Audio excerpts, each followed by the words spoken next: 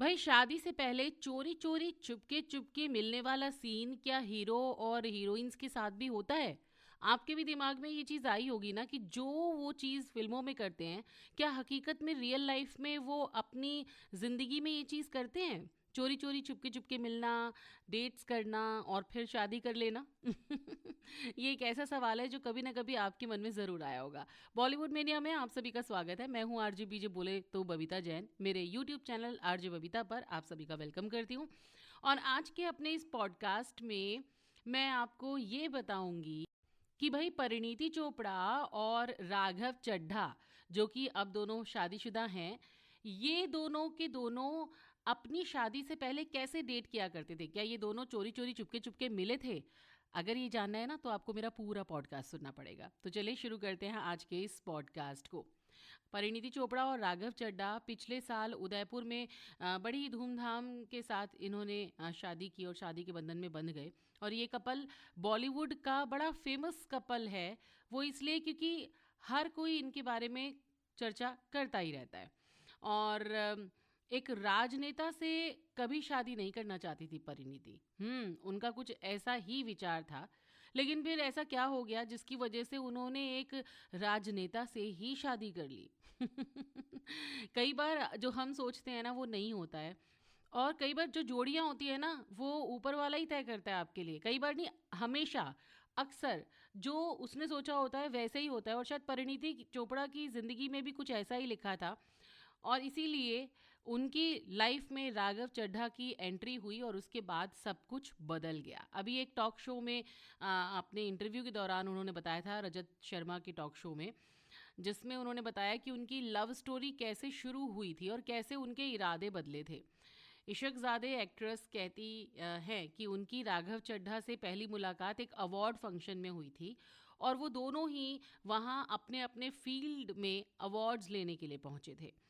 और उनके भाई, परिणीति के जो भाई हैं, वो राघव के बहुत बड़े फ़ैन थे। उनके कहने पर ही उन्होंने राघव से मुलाकात की थी। और मिलने के बाद हेलो हाय हुई। और उसके बाद परिणीति चोपड़ा ने राघव से बोला कि ठीक है, हम मुंबई में मिलेंगे। उसके उलट राघव ने उनको पलटते हुए जवाब दिया कि हम कल मिलते हैं। और अगले दिन दोनों, परिणीति अपने मैनेजर्स के साथ और राघव अपने ऑर्गेनाइजर्स के साथ ब्रेकफास्ट पर मिले। और कहीं ना कहीं परिणीति को राघव इस दौरान बहुत अच्छे लगे थे। और जब वो वापस आई तो उन्होंने राघव के लिए गूगल किया, देखा कि भाई वो क्या करते हैं, क्या काम है उनका और उनकी उम्र कितनी है। तो भाई अपनी डेटिंग पीरियड में इन्होंने क्या किया, कैसे किया, ये मैं अब आपको बताऊंगी। एक्चुअली में ना जब ये दोनों एक दूसरे को डेट कर रहे थे तो इन्होंने भी छुप छुप कर मिलना शुरू कर दिया था। राघव उस टाइम कहीं और थे, भारत लौटे। तो भारत लौटने के बाद उन दोनों ने आपस में एक दूसरे के साथ डेट करनी शुरू की। और उस टाइम पर परिणीति चोपड़ा पंजाब में अपनी फिल्म की एक शूटिंग कर रही थी।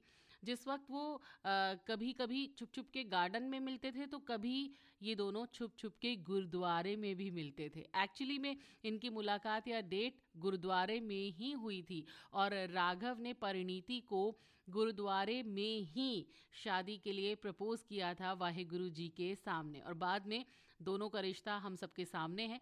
दोनों एक दूसरे के साथ शादी के बंधन में बंध गए। और आजकल परिणीति अपनी कुछ फोटोग्राफ्स सोशल मीडिया पर अक्सर राघव के साथ वाली शेयर करती रहती हैं।